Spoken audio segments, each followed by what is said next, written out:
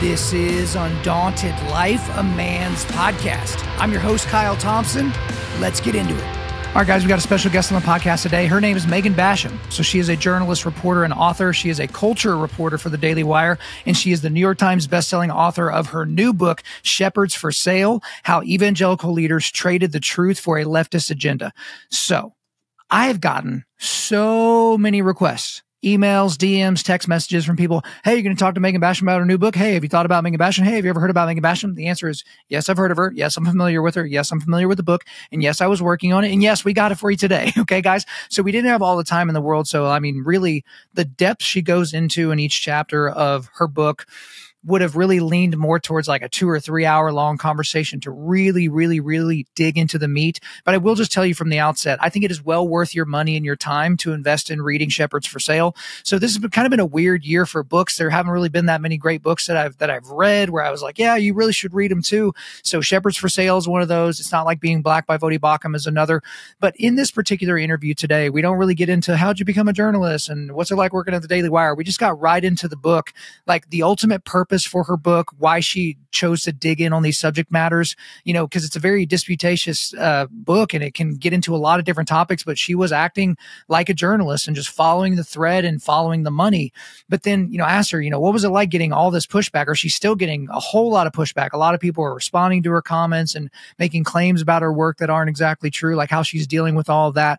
But then we dig into like the actual contents of the book, because the book goes into a lot of subjects. So the chapters talk about climate change, illegal immigration, pro-life movement, Christian media, COVID-19, race, Me Too and Church Too, and then the LGBTQ plus revolution. We really only had time to cover race, the pro-life movement, and LGBTQ, but how'd she come up with those? How did she basically follow the threads? We also talked about some of the main villains of the book. So kind of the two main villains that are most prominently featured throughout the entire book are Russell Moore and J.D. Greear, and how those two guys are actually operating a little bit differently, where it seems like Russell Moore kind of knows what he's doing and is kind of like finagling his way and really creating these tendrils of negativity, whereas J.D. Greear is just kind of like going along to get along, and he's kind of getting sucked up in all this negative energy. But we also talk about, you know, Tim Keller and how he's such an important minister, and, you know, may he rest in peace, but some of the crazy things he said on the social and cultural side. And we just went all over the place and got in and out of a lot of these subject matters, guys. I really think you're going to enjoy this conversation today. So without further ado, let's get into it. Megan Basham, welcome to Undaunted.Life, a man's podcast. Thank you. I appreciate you having me here in kind of the boys' room.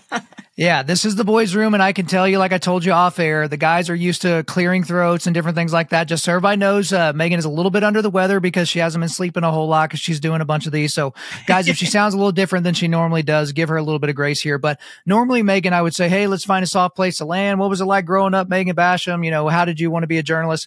But we really just need to dig into the new book. We need to dig into Shepherds for Sale, because it's an incredible thing to see the amount of vitriol that's coming your way for this book. And you can tell by some people that haven't even read the thing, but I've seen, you know, things all over my timeline about how poorly researched this book was and how you're grasping at straws the whole time. And you're not even a real journalist. You work for the Daily Wire. So how could you be a real journalist? But probably my most fun critique that I've heard so far is that you've been violating the 9th commandment. I don't know if you knew that, but you are bearing false witness against your neighbor. So we'll dig into the book and what it's about, and then we'll get into details. But for somebody that's, I believe this is your first book to hit the market, were you expecting this level? It's the second, actually, but it's been a minute. Yeah, the first one was way back in 2008. So, but were you expecting this level of pushback and negative feedback on your work? So, you know, I expected pushback, so I haven't been surprised by that. I knew that it was a little bit going to be kicking a hornet's nest.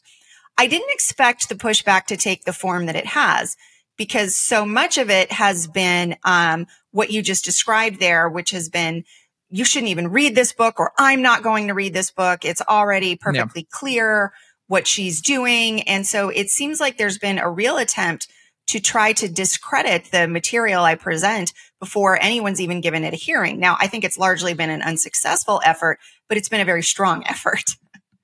Yeah, certainly it has been very strong, but it's one of those things that, if you hear people talking so negatively about a movie, then it's going to affect your ability to want to see that movie, even if you were excited by the preview or not.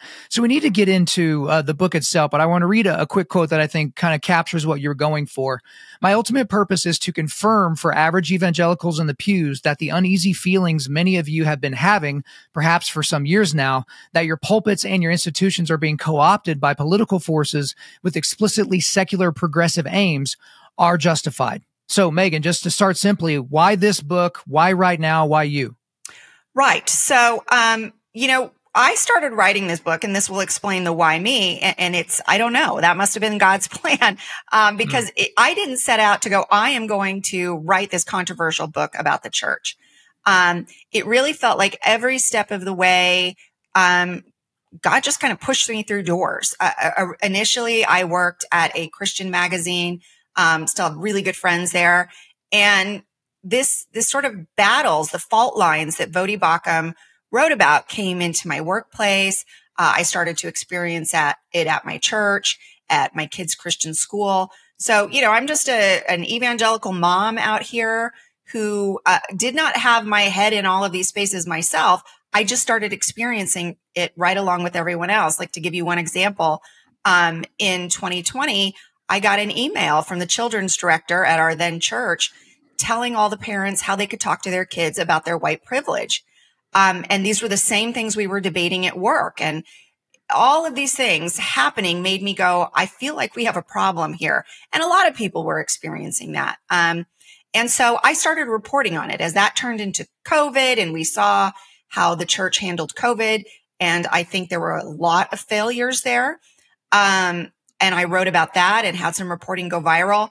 I had a publisher approach me and say, hey, listen, some of these stories that you've been working on, we think there's a book in this. So put together a proposal, ended up selling the book. And in the long run, I ended up at HarperCollins, not the initial publisher that wanted the proposal.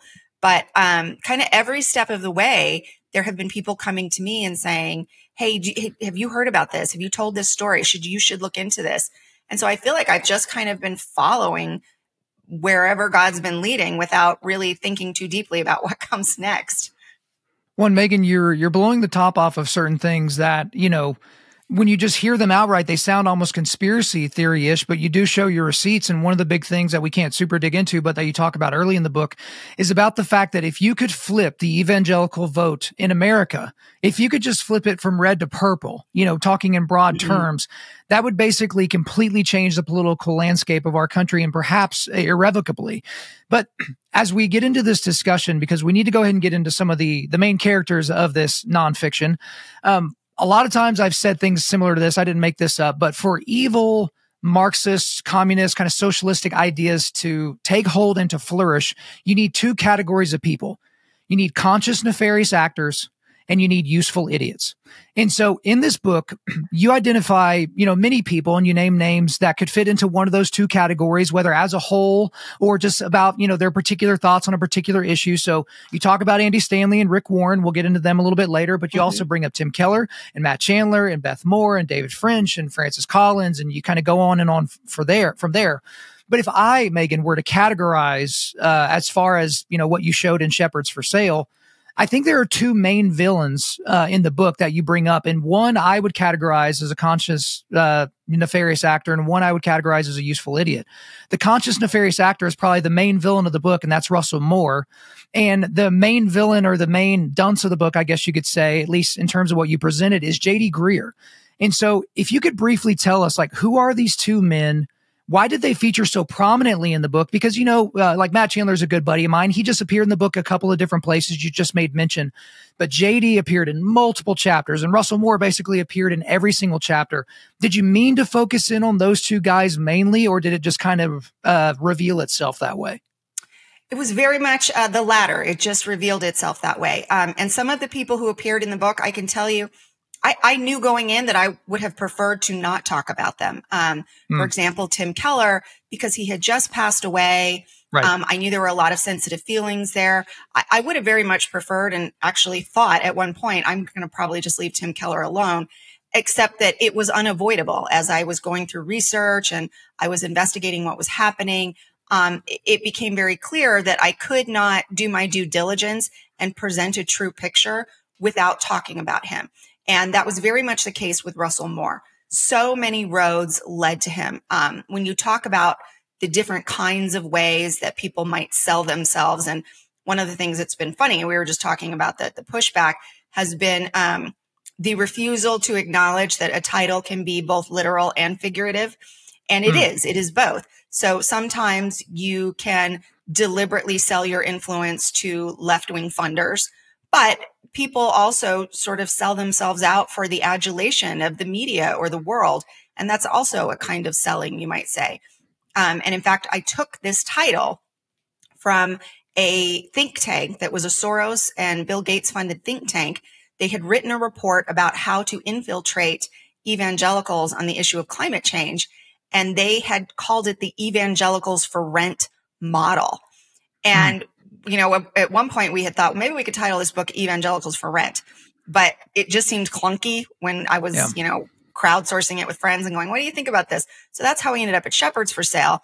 And Russell Moore was just a consistent figure with all of these influential left-wing funded organizations like the Evangelical Immigration Table. He actually appears in some open society documentation. That's George Soros's foundation. He's listed as a grantee. So that was probably the reason why I kept running into instances where Russell Moore could not be avoided. If you look at the Me Too issue and how that was handled in the Southern Baptist Convention, it was very clear that Russell Moore was not someone who was just reacting to the cultural zeitgeist. And I had some figures in that chapter. You mentioned J.D. Greear, who I think probably were doing that.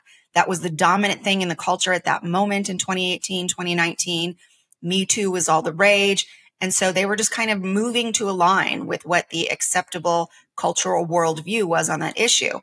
Russell Moore was different. He was orchestrating what was happening in so many of these instances, specifically through his close relationship with influential media outlets, the Washington Post, the New York Times.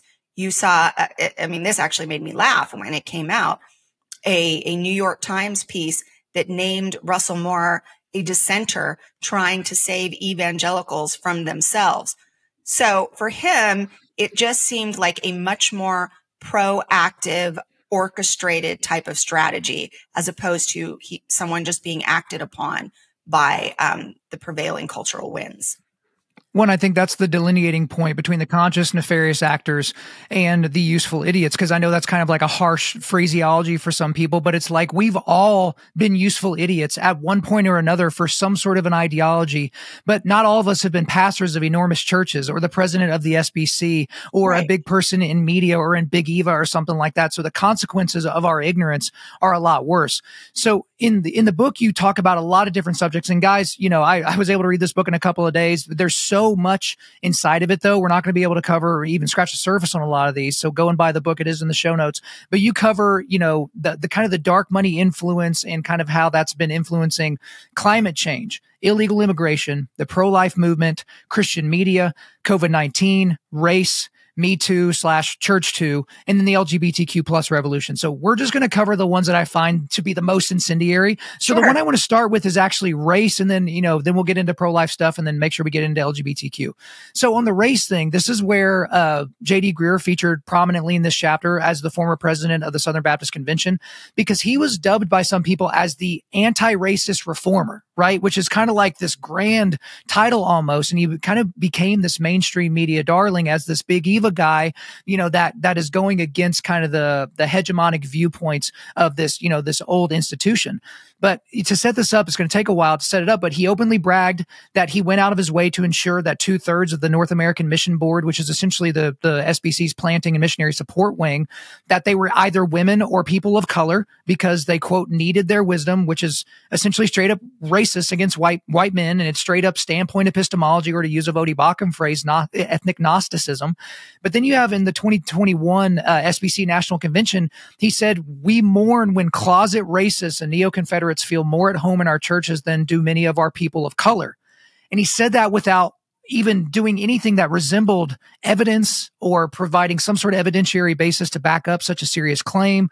CRT was accepted as an analytical tool while under his tutelage and leadership at the SBC conventions. But here's the thing, Megan, and this is my struggle, is I have been told by reliable sources that J.D. Greear is a good dude, that he is a good guy in the fight, that he is about God's kingdom. And that might be true. But even if that were true, Megan, he's so woefully ignorant, out of line on the issue of race and also other issues, but specifically on the issue of race.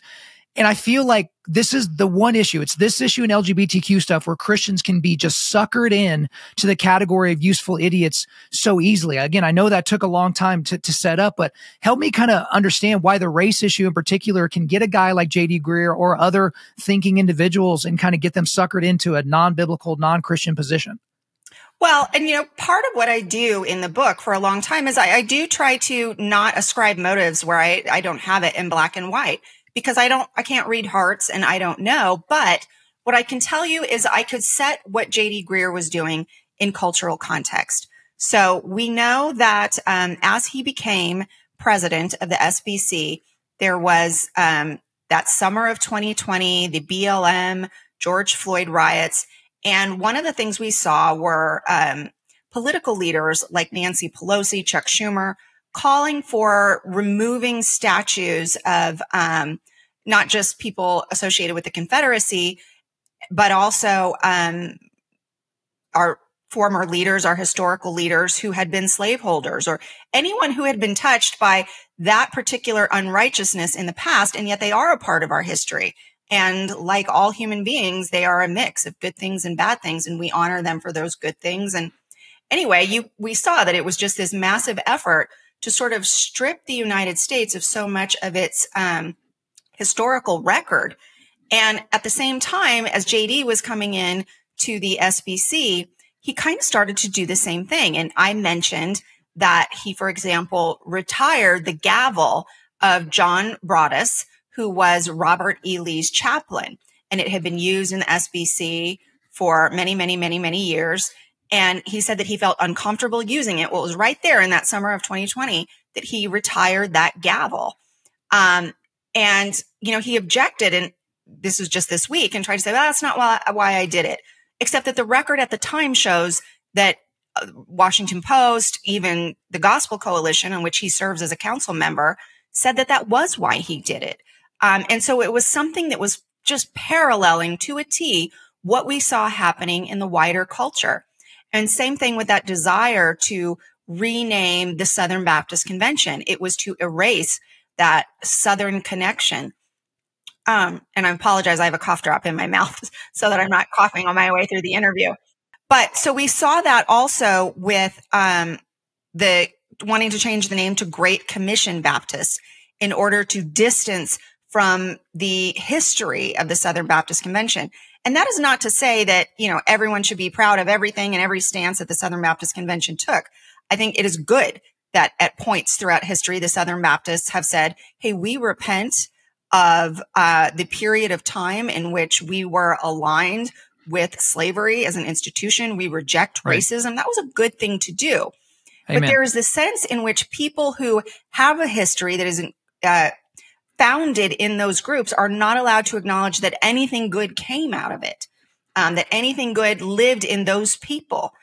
And so anyway, that was part of what I was drawing a distinction to with J.D. Greear, was that he was part of this larger cultural moment in wanting to do the same things with the Southern Baptist Convention that we saw Nancy Pelosi, Chuck Schumer, a lot of liberal groups wanting to do in the culture at large. And then you marry that to what was happening with CRT coming in and using this language of the oppressed and the oppressors, and this dichotomy of saying that these people, these white people, are the oppressors and Black people in churches are the oppressed, and not seeing us as individuals. There was nothing biblical about that to me. And I showed a video where I don't know if he knew it. I tend to think he didn't know it, but he was reading a glossary from the Aspen Institute that was just chock full of critical race theory lingo and ideas. And when I see that, I go, my question is, does this person have the discernment then to be a leader? Because he may be very well-meaning and may have had very, sincere reasons for what he was doing, but there was a lack of discernment there when you literally had the Aspen Institute glossary full of CRT ideas and worldview diametrically opposed to scripture, and you are promoting that to your Christian audience. And that's what we saw. Hey guys, real quick, as you've likely heard me talk about on the show before, it took me forever before I started taking supplements of any kind. I was always nervous about taking like whey protein and creatine or really anything beyond that because I was just afraid of what was in the product and if it was going to like give me cancer someday or something like that. And I was always scared of these companies, these supplement companies, just cutting corners and using low quality products and eventually putting things in their products that could cause problems for me and my body. So I've always wanted to partner up with an American company that uses high quality ingredients in their supplements. And that's why I want to remind you guys that we are partnered with Jocko Fuel. So Jocko Fuel is Jocko Willink's American-based supplement company. So what are some of my favorite products that they make that I also use? They have the best tasting greens powder on the market. I love the peach flavor myself. They also make whey protein powder. The banana cream is my favorite. They make energy drinks, the Jocko Go energy drinks. My favorite is currently a tie between their iced tea lemonade and their pink lemonade flavors. I also use their Creole oil, their creatine, their vitamin D, and also their sleep aids. And they make a bunch of other stuff like ready to drink protein cookies, which are actually really delicious. My boys even like them, pre-workout powder, and much, much more. Guys, if you take your health and wellness seriously, then you've got to put high quality products in your body. Try Jocko Fuel out today by going to www.jockofuel.com. That's jockofuel.com. Use the promo code Undaunted to get 10% off of your order. Again, that's jockofuel.com, promo code Undaunted to get 10% off of your order. I certainly think it's a concern. And look, I don't normally have a whole lot of grace in my disposition, so I have to like think about it to have grace for people. That's a shock to no one that listens to the show. But I have grace for people that come around and say, gosh, I can't believe I said that. I can't believe I had that opinion. Again, I've been a public figure with this show since 2017, so there are certainly things in the archives that I don't agree with anymore. But like, for instance, when Matt Chandler, and you put this in the book where he said that he would hire a black 7 over an Anglo 8. Well, whenever I interviewed him for the first time, I asked him about that. And he's like, if I could take one sentence back from any sermon I've ever done in my entire life, that would be the one. And it's because he did experience regret over putting it that way, even though he fervently believed it at the time. And that's why, again, there's the categories of conscious nefarious actors, the people that are kind of like pulling the strings, and the people on the other side. And so to really get into the next conversation about the whole pro-life movement, this is where Russell Moore really featured prominently as well because of his non-reaction to the overturning of Roe v. Wade on June the 24th of 2022. So I want to read a short quote from the book. Sure. It came as something of a shock then when many of the big-name evangelical leaders who were supposed to represent pro-life activists like her sounded distinctly less than celebratory. Instead, a number of them used the fall of Roe as an opportunity to argue for bigger government and to bolster the pro-abortion narrative that Christians only care about babies before they're born. To which I would say, frickin' man, I loved that section there because I literally was in the middle of mowing a lawn when I got the call that Roe v. Wade and Planned Parenthood v. Casey went over, and I immediately started crying. I run up to my studio and I'm like, it's still covered in dirt and sweat, and I'm recording this episode and I'm so over the top. Like, I stopped what I was doing to respond to something that pro-lifers and Christians have been fighting for decades. And then we either saw these like, well, we got to think about both sides here. We know there are people that are crushed today. And then we had people like Russell Moore who basically said nothing for weeks. And so why on this issue, which was packaged, Megan, distinctly as a Christian issue for all these times trying to protect image bearers of God, why did all of a sudden these big Eva people, specifically Russell Moore, either go silent or try to like acquiesce to both sides without being celebratory? Well, I know it's uncomfortable for people, but I think there's actually a very simple answer to this one, and it's Donald Trump. Donald Trump was the president who did keep his promise, and he did appoint pro-life justices, and it was a result of those appointments that we saw the overturning of Roe v. Wade. And you had people who had so staked a position on being morally superior for having opposed Trump and having not voted for him, that to admit that this was a significant victory would have, I think, in their eyes, diminished that moral certitude that they had. Right. It threw that into a state of questioning, because that was a good, and we should have all been able to celebrate it as a good, and they didn't. And in fact, you had some saying, I wouldn't have paid this price, or this wasn't the right way to do it. And I think that is a big part of why he said nothing for a number of weeks. And then when he finally did say something, what he said was fairly disingenuous, because he said, well, something to the effect of, I think anybody, any president, conservative, Republican president, you would have seen the same result. Well, we didn't, though. And in fact, the George W. Bush appointee he did not sign on to the majority opinion of John fully Roberts. overturning Roe. So John Roberts was going to have a much narrower opinion that still would have left Roe essentially in place. And so that didn't float, but he still went with that. And I think that is part of why he was so silent for so long, because it was almost like, how are we going to address this? And then you saw sort of the tortured logic that came out when they did finally start speaking. Oh, tortured logic is exactly that, because you said it right there in that short quote. But evangelicals went from thinking that from womb to tomb was like this new concept that we've never actually thought about this before. But what they attached it to was only left-wing wish list items like universal health care, universal child care, universal paid family leave, universal basic income, free college. And they just ignored strong churches, strong marriages, strong families, strong fathers, like all of these things. They were just very, very silent about that. But in this as well, it does provide me some internal consternation and dissonance when I talk about Tim Keller as well, because Tim Keller's ministry and his books have been very, very important to me. We have a book list on our website, the 100 books every modern Christian man should read list. He's got 2 books on that list. So I legitimately say, when I say and mention Tim Keller, may he rest in peace, but he really, really screwed the pooch late in his life as it pertained to a myriad of social and cultural issues. And we have to be able to talk about it while holding him in tension, because his public comments on abortion were just astonishing. So I'll read a quote from the book. This is actually a direct quote from a Tim Keller tweet.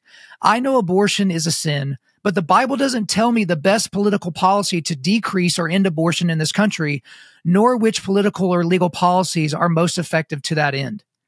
And I just sat there and I read that sentence over and over, Megan, because I read that when he tweeted that years ago, being like, what is he talking about?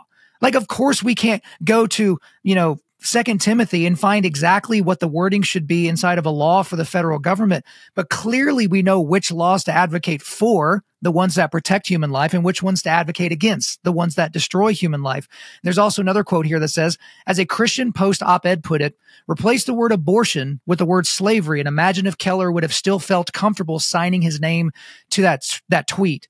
And so, Megan, even someone like Tim Keller, who was a great leader and had a lot of great ideas and did tremendous things for the gospel in a depraved place like New York City, why was this abortion issue just one of those issues that these guys couldn't just be like, yes, we shouldn't kill image bearers of Christ. If you want to hang me for it, hang me. But let's dig our heels into the ground on this issue. Well, as I've said, I think there can be a lot of different motivations. And you just brought up what Tim Keller's may have been. New York City. He was ministering in a very blue state, in a very blue city, and would have had a mission field that was very opposed to an idea like that. And I think maybe that's part of why so much of Keller's later work focused on that, what we've now come to term the third way option. Right. Christ is neither right nor left. He's this third thing that's somewhere in the middle. When, of course, I would say, actually, if there is a third way, it's way over to the right of the right, in the sense that I, as a social conservative who believes in the sanctity of human life and the sanctity of marriage as being between a man and a woman, I am too conservative for the GOP now, very often. So to me, that's the real third way. And that certainly isn't something that would have been well received in a culture like urban New York. So I think that's part of it. And also, when they brought in some of the arguments for how Christians could show their pro-life bona fides as opposed to voting for pro-life candidates and outlawing murder in law, which I think is very clearly scriptural, that governing authorities have a responsibility to protect citizens and protect their lives. There's to punish wickedness, and they are to reinforce good. So the very baseline should be, you're not allowed to kill your fellow citizens. But instead, they would say things like, well, we could expand the social safety net, and that could also be a way to be pro-life. And we could do things like ensure that women don't ever feel like they need to have an abortion. Already, that is a slippery, almost dishonest approach to what's really happening with abortion. We need to make it so no woman ever feels like she needs to get an abortion. That's actually not, when you look at the research, why most women are getting abortions. It's not because they're in poverty. It's not because they're just desperate and think they won't be able to feed themselves or clothe themselves if they don't. It's just an inconvenience that they do not want. And so that already started in a dishonest place. And as you said, it also started in a place when they were arguing for the social safety net that further entrenched what I would say is a societal, very much destructive thing of removing men from homes, removing fathers from homes. And so that would just perpetuate that cycle that we have already seen in, for example, the Black community, where social programs were targeted specifically at them in the 1960s. And since then, it has absolutely decimated marriage so that a Black person over 40 is the least likely of all Americans to be married. So, these were the things that I really struggled with Tim Keller, but you're right. I could not get away from that. And then also this diluting of what pro-life was, because the other way to sort of maintain that one was credibly pro-life without saying we are going to take a position on what our legislation should be and what sort of people we should elect, in terms of understanding that we want to elect people who are going to use their political power to protect babies in the womb, it became pro-life can also be racial justice. Pro-life could also be, I didn't even remember like the entire basket of things that they threw into what pro-life meant. But what it certainly no longer just meant was protecting babies in the womb. Which is, again, when you complicate something to an extreme degree, it becomes problematic when you're trying to address the core of the issue. Because here's the thing, I'll just tell you straight up, Megan, if the cost of expanding the social safety net, so let's check all those boxes that I mentioned earlier, all these universal things that are available. If the trade was, okay, we will do that, I will increase my taxes significantly and the taxes of everyone that I know, but abortion is completely outlawed for all reasons. I think we all take that as legitimately pro-life individuals, but that's where the disingenuous nature of their arguments came out, is because that wasn't what they were asking for. It's kind of like when pro-abortion people want to argue about rape and incest, these extreme cases that account for well less than 1% of all abortions, without addressing the 99% of abortions. And so when you do the Ben Shapiro tactic of, okay, if you give me the 99% of abortions that we can illegalize, then I'll talk to you about a middle position on these. It's vapid. It's nonsensical. They don't actually mean it. So we don't have a lot of time. I wish we could talk more about everything, but we've checked the race box, kinda. We've checked the abortion box, kinda. We need to move on to LGBTQ. Mm-hmm. This was the last main chapter of the book. I think this is probably the one. I said, race and LGBTQ are probably the ones that are easiest to get people, but this one is just, man, people really get bent out of shape with this one. I want to read a quote from the book here. It is hardly surprising then that an all-out effort is being made to break down this final citadel of orthodoxy. While the frontal assaults of LGBTQ activists demanding full inclusion have garnered the lion's share of attention, more transformational efforts are being made by well-known megachurches using their dominance on the evangelical landscape to quietly influence smaller congregations to compromise. So here, Megan, the main villains are Andy Stanley and Rick Warren. Now, I've done 3 entire episodes on the Andy Stanley stuff. So episode 423 is called Andy Stanley is a Heretic. Episode 499, update, Andy Stanley is still a heretic. And then episode 512, Andy Stanley, the circle drawing snake. So you don't need to re-elucidate all the things from the conferences and everything. But why are Andy Stanley and Rick Warren kind of the main guys that you feel like are pushing this from their megachurch for their purposes, or from their perches rather? So, as I did with a lot of chapters in this book, I traced the dark money that was coming in from secular left funders. And one of those is an organization called the Arcus Foundation. It was started by a gay multi-billionaire, John Stryker, heir to a surgical supply company.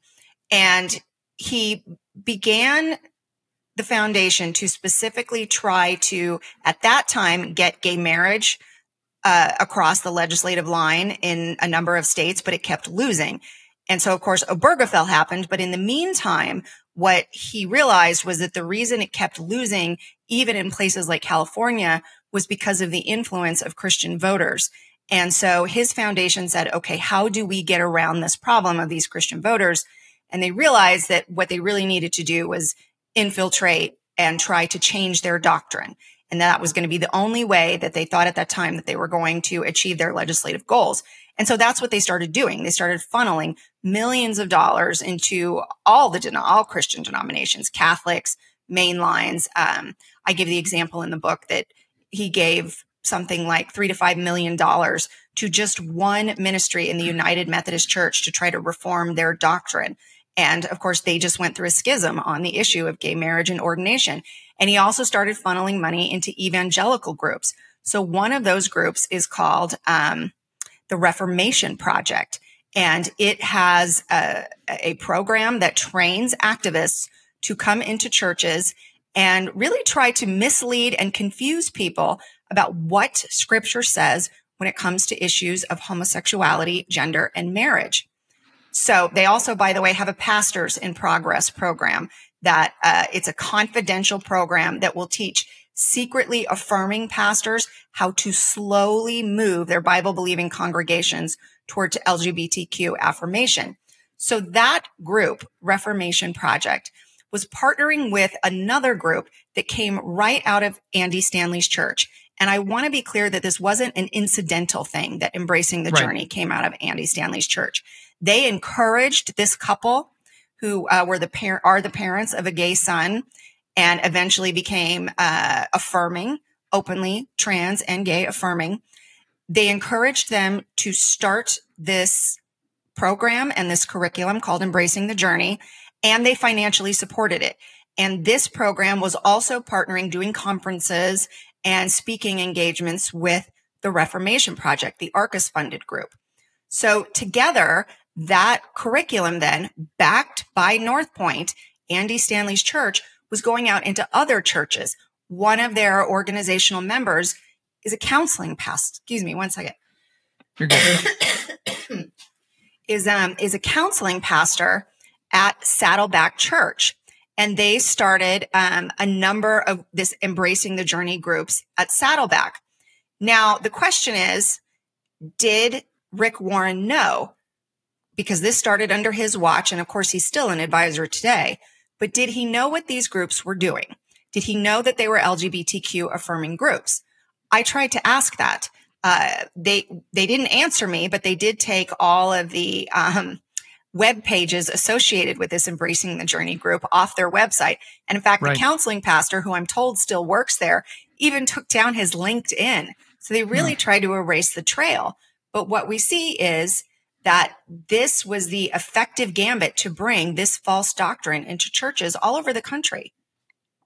Well, it's had a wide impact because, I mean, gosh, Rick Warren and Andy Stanley, we're talking about two of the top 5, maybe most influential pastors that we've had of this millennium, certainly between their books and how big their churches have gotten and all the churches that use their materials.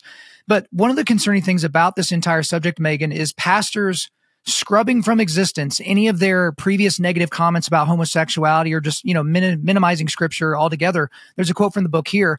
Beth Moore, whose Bible studies shaped a generation of Christian women, removed passages from her book Praying God's Word that described homosexuality as another deadly assault of the evil one in our society, and encouraged those struggling with the issue that God indeed can deliver you and complete transformation is possible. She later said those passages had overshot Scripture by a mile, so she was hedging. I have it on good authority that Craig Rochelle, the leader of Life Church, that I attended for over 10 years, is here in my backyard. That he and his buddy Bobby Gruenwald, that invented the YouVersion Bible app, they've scrubbed the internet clean, essentially, of any of Craig Rochelle's old mentions of homosexuality, about it being sinful or any of those types of things. So I haven't confirmed that myself, but that is something that I have on good authority. And then even on this subject, J.D. Greear steps in it again. He said that in reference to homosexuality, that we should not shout about what the Bible only whispers about, which, I would assume it was pretty loud at Sodom and Gomorrah, so maybe that was louder than a whisper. But he's also a very staunch supporter and advocate of pronoun hospitality, which is knowingly lying, so sinning on purpose by using pronouns that are incorrect when referring to someone that is gender confused. So he's apparently big on that as well. So Megan, why are so many prominent pastors, not just the random pastor of a Baptist church of 150 people down the street, but these prominent, enormous pastors with these huge podcasts, huge churches, lots of book deals and all that, why are they being so cowardly about what God clearly says in his word so that they can come off as, understanding or winsome? I mean, I think it's unavoidable that we have to look at the fact that this is the number one cultural issue that can cost you personally and professionally if you take a stance that the culture doesn't like.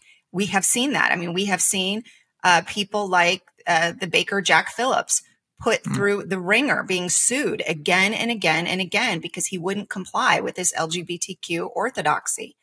We see people get fired from their jobs for just saying the wrong thing about this issue.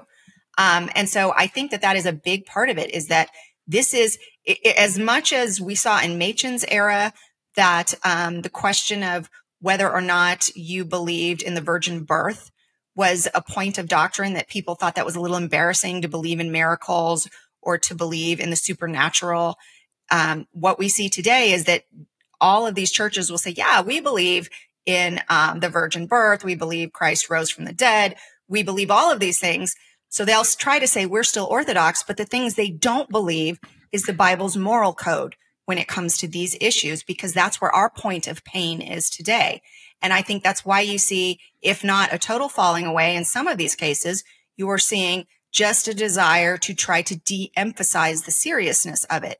And it's not to say it is the only very serious sin, but it is certainly very clear throughout Scripture that if you are practicing this habitually and you do not have repentance in this area, you are not going to heaven. This keeps you out of heaven. You are condemning people to hell by not confronting them with the truth about this issue. And I think that that desire to avoid saying that plainly is what so clearly makes us sort of create these, I don't know, they're not biblical, but they're churchy sounding jargon of terms like pronoun hospitality or like whispering, where the Bible whispers, when that is not true, obviously. And so that's all I can think, is that in so many of these cases, it's not a question of funding, though that happens too. I think it is a question of, they just know that this is the thing that will cost you the adulation of the world. And my goodness, it's like, why are we so concerned about the adulation of the world? And so, again, we didn't have a whole lot of time to really dig into the meat of all these chapters, because all the chapters are very, very meaty, lots of references, so you can check them out in the back of the book. So if you think this is so poorly researched, why don't you show your receipts, random people on Twitter? But it seems like you're clearly advocating through all of your reporting here one thing, and that's for us to push back darkness. And so that's what Undaunted.Life is here to do. We're here to equip men to push back darkness. So I've got a few quotes I want to read, just short ones from the end of the book. The Bible instructs us to proclaim truth, not to hold centers. And anyway, the center is far too liberal a place for biblical orthodoxy. That goes back to something you alluded to earlier. Another quote: where shepherds and teachers are compromising the word for the sake of worldly approval, where they are belittling their sheep and defaming the church for the applause of the important and influential, we should not reward them by remaining in their churches or buying their books. And one last quote here, maybe one of my favorite quotes of the book: they are in fact starving the sheep to appease the goats. Megan, you even talked about in this book toward the end about Charles Spurgeon, everybody's favorite pastor, right? He spoke openly and full-throatedly against socialism while he was alive. So for all you, we're just going to be about the gospel people, and we don't want to fight the culture wars, and we want to be known for what we're for, not what we're against. For all you people, then you are going anti what Charles Spurgeon, the Prince of Preaching, would do and what he would say. So I guess, Megan, in general, what are we supposed to do as concerned citizens or concerned Christians about everything that you're talking about in this book?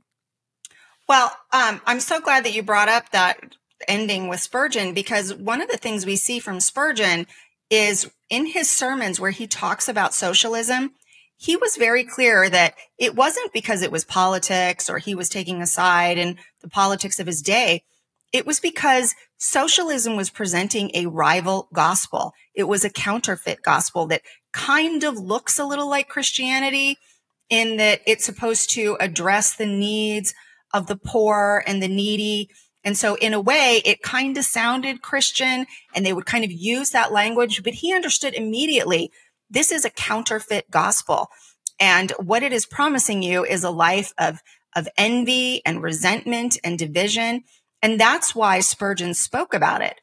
And I think when we look at these ideas today, one, we do need to have that discernment. We need to be so saturated in scripture that we know instantly when we hear these things, and we know that that's not gospel. We are Bereans, and we know, no, that doesn't align with this chapter and verse.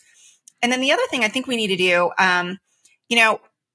if we had had some tough conversations prior to 2019, 2020, those CRT COVID years that revealed so much, I don't think the issues would have gotten as bad as they did. But it was like we had gotten into this period where we saw any sort of conflict as unchristian. It wasn't about how we have conflict. It was about you shouldn't have conflict. And I don't think that's biblical. I think we can look all through the New Testament and see the apostles not just opposing the churches under their care and telling them, hey, you have some false doctrine coming in, but also each other. We saw that with the apostle Paul confronting Peter, bringing in legalism and Jewish law and wanting to attach it to grace. And so I think that's the model we have to follow. And when we're in these churches, it doesn't mean that you have to be obnoxious or combative. But when we see these things, we do need to speak up and address it. And you need to say to your pastor, hey, can I take you to coffee? Can you help me explain and understand why we're doing this sermon series on systemic racism? Help me understand why we can't just view these issues differently, given all of these different factors that might be contributing to this. By the same token, I think we have to recognize that we do live in an era where we have to be really, really discerning. So churches, when you're bringing in curriculum, you need to look at who's behind it, and you need to ask questions about, okay, who is funding this thing? Who are you partnering with to do this? Because part of what I saw so frequently when I was working on this book is that some well-meaning pastors would have a friend who was connected to one of these left-wing funded organizations, and they would come to them with a general statement of principles, something that any of us would agree on, whether it was immigration or climate change. And it would be something general, like, we want to take care of the earth, or, we believe that, every human being, whether they have entered the country legally or illegally, is made in the image of God, and that we want to spread the gospel to them. These are all things that we all agree with. And so these people would lend their names to these general statements, and then those general statements would be used to do something very specific politically and very debatable politically. So that's the other thing is, I do want to tell pastors, you can't rely on that friendship network anymore to just figure, I'm good. I know this guy. He's a good guy. I'm going to go ahead and sign this piece of paper. And that's great. I'll just, I'll lend my credibility and my name to this organization. I certainly think it's a time for discernment, and there's a time for the flock to be disputatious. And there should be some of those litmus tests. Even recently, a buddy of mine went to a church, and they had a woman come and preach on a Sunday and to the entire congregation. And he just tried to ignore that because he really, really liked the church. And the advice another pastor gave is, man, you need to sit down with the pastor and get an idea as to why they came to that conclusion. And depending upon their answer, it's like, hey, they might be a little bit more egalitarian as opposed to complementarian. Maybe they've got a reason for it, but then you also have to be discerning, because you're not going to have to give an account someday for how well you were a member of that church. However, you are going to have to give an account someday for how well you shepherded your own home, how you performed headship over your wife and your children and all that. And so if you're exposing them to things like that, that may have just been a one-off kind of random thing, or that is, Satan's foot wedged into the door, and he might be like, getting through at some point. And so we're running out of time here. So we're going to go to the last question. So some people might read this book and be like, great, Megan, you gave me a bunch of information on pastors I should mark and avoid, and all these horrible, evil, terrible, stupid men, and all these things and whatever. So they're like, well, crap, who am I supposed to listen to now? Whose books am I supposed to read? And so from your perspective, who are the pastors that you personally like, the ones that you read, you listen to, the ones that you support, that you would suggest to my audience that they should as well? Oh, gosh. I have so many people that I listen to on a regular basis. J Mac is my bro. I love John MacArthur. Yeah. I listen to him a ton. I like Bodie Bacham. I like Paul Washer. I like Joe Rigney. So, I mean, there's just so many. I love my pastor. If you go to Lee Park, Chris Justice has we have an app, I know, because whenever I miss church, I listen to it. So, so many, and that's the big thing I want to say too, is that, look, there are many faithful, doctrinally sound men of God out there who are leading. And, I try to stress that I am not trying to tear down the church. I want to build up the church, and I want these good, godly men leading. And so, that's why, these are the guys I listen to, and I want to see a field just like them for the next generation. Because sometimes you worry what's going to happen when some of these older guys go, but we know that God doesn't leave himself without a witness. So there will be a next generation of good, godly guys stepping up. And, so, I mean, those are some that I listen to, but people should tell me too. We need a resource to go, who are the people that you're constantly, feeding yourself with? Yeah, the one that I would give to you, which won't be a shock to anybody because we're such good friends, but Joby Martin out of Florida, he is the example of somebody who runs a huge multi-site church that actually cares about discipleship and actually cares about, like, literally putting their money where their mouth is on the abortion issue, on the homelessness issue, on, first responders, on the elderly. So when people talk about being pro-life from womb to tomb, there are churches that are out there that are hitting grand slams on a regular basis. And the Church of 1122 down there in Florida is certainly doing that. But Megan, we've gone everywhere in this conversation, not as deep as I wanted to go, but hey, this isn't the Joe Rogan Experience. I didn't have 3 hours, so I just did my best. But that's all for me. Is there anything else you want to get off your chest? No, that was awesome. Thank you. And apologize that I'm sick. So judge it with a grain of salt. Hey, the last thing that anyone in my audience is going to care about, they've heard me clicking around, cough drops in my mouth. They've heard me taking water breaks and coughing into the mic. They are certainly used to it. Megan, thank you so much for coming on. Best of luck to you. Thanks for having me. There you go, guys. I hope you enjoyed my time with Megan. But before we let you go, we are going to do a quick resilience boost. At Undaunted.Life, our mission is equipping men to push back darkness with content that forges spiritual, mental, and physical resilience. So I've got these links for you today. I've got the Amazon link, Shepherds for Sale, How Evangelical Leaders Traded the Truth for a Leftist Agenda. And then I've got a link here to Megan's website and a link to all of Megan's work for the Daily Wire. Thank you for listening to this podcast. Wherever you're listening to this, please subscribe, rate, and leave us a positive 5-star review. If you want me to come speak live at your event or on your podcast, just shoot me an email to info@Undaunted.Life. That's info@Undaunted.Life. Follow us on Instagram and like us on Facebook, and check out our website for everything else, including how to donate to keep more content like this coming your way. Just go to www.Undaunted.Life. And as always, we want to thank the band Holy Name for allowing us to use their music for our content. The music on this podcast is their song Perpetua, which is off their self-titled debut album on Face Down Records. The links are in the description. I'm your host, Kyle Thompson. Remember, keep pushing back darkness, keep forging spiritual, mental, and physical resilience, keep seeking the Lion of Judah.